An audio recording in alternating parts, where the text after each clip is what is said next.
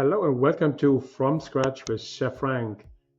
This is the place where we talk about cooking with love, eating with purpose, and living your best life.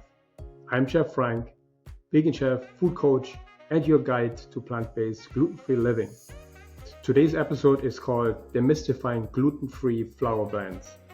Because if you ever stared at a bag labeled gluten-free flour and thought, what's actually in this stuff?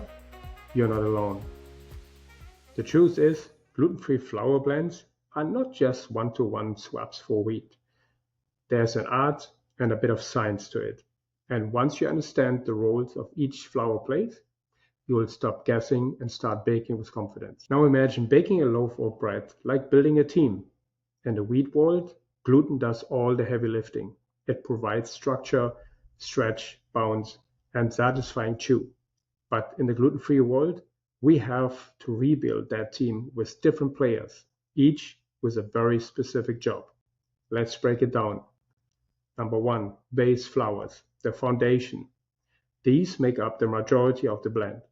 They are mild in flavor and create bulk. Think brown rice flour, sorghum, oat flour, millet. They're like your dependable background singers in the band.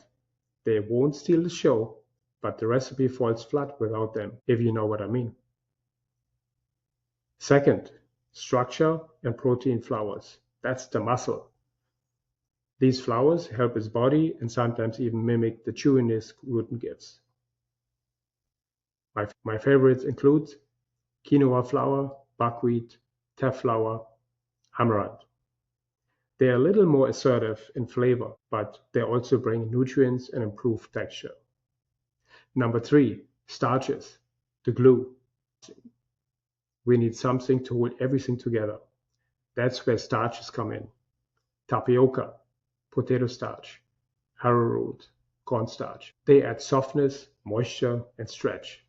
Think of them like the team's superglue and comfort blanket all in one. Number four, the binders, the secret sauce, so to speak. Binders act like the net holding the loaf together. These include psyllium husk, ground flax, chia seeds, xanthan gum. Though I personally don't prefer xanthan gum. You won't notice these ingredients in small amounts, but remove them and your muffin or bread might crumble like a dry sandcastle. And here's the kicker. If you use all starch, you'll end up with a gummy, rubbery bread. If you use too many high-protein flours, it might taste too earthy, too dense. At Oh My Loaf, we spent months getting the right balance. So what to look for? How do you actually use this info? When you see a gluten-free blend at the store, flip it over and look at the ingredients. Ask yourself, what's the base flour here? Is there a binder like psyllium or xanthan gum? Is it mostly starch or mostly grain?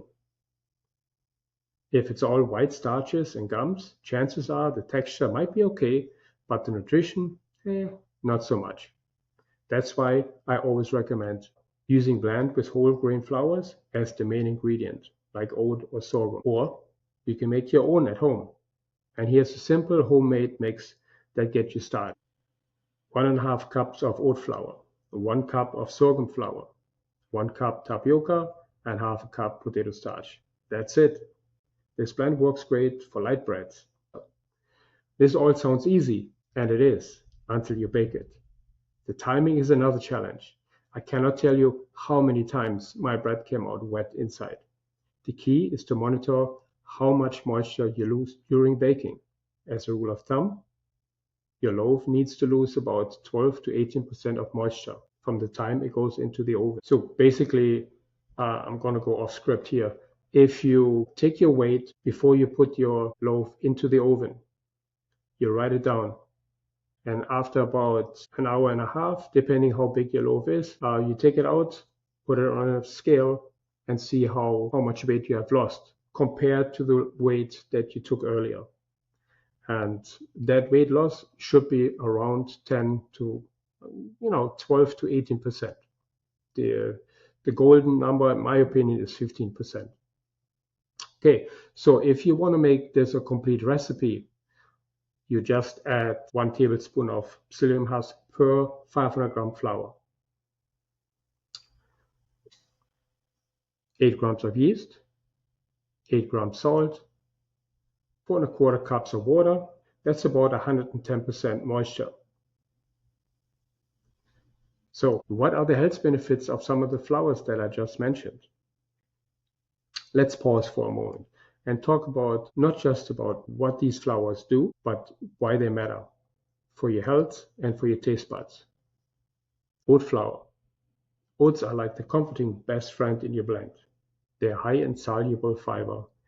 They give baked goods a mild, slightly sweet flavor that works in just about everything. They're super satiating, so you stay full for longer. Sorghum flour. This ancient grain is rich in antioxidants and fiber, with a lightly nutty and earthy flavor. Think of it as the quiet backbone that adds structure and substance, especially good for breads and muffins. Brown rice flour. Brown rice flour is light, mild, and familiar to most people. But be careful, it can taste a bit gritty or chalky if not balanced well. That's why we rarely use it alone. Millet flour. Millet is naturally sweet and buttery, and it digests easily.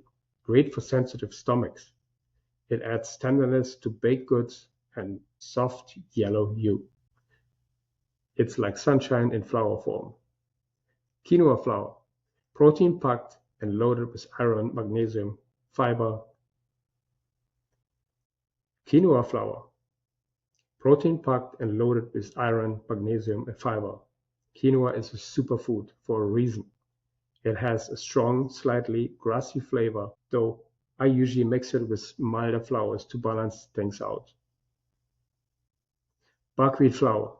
Despite the name, it's gluten-free and not even a grain. Buckwheat is full of antioxidants and has the deep, earthy flavor that makes it perfect for savory bakes or rustic pancakes. Teff flour.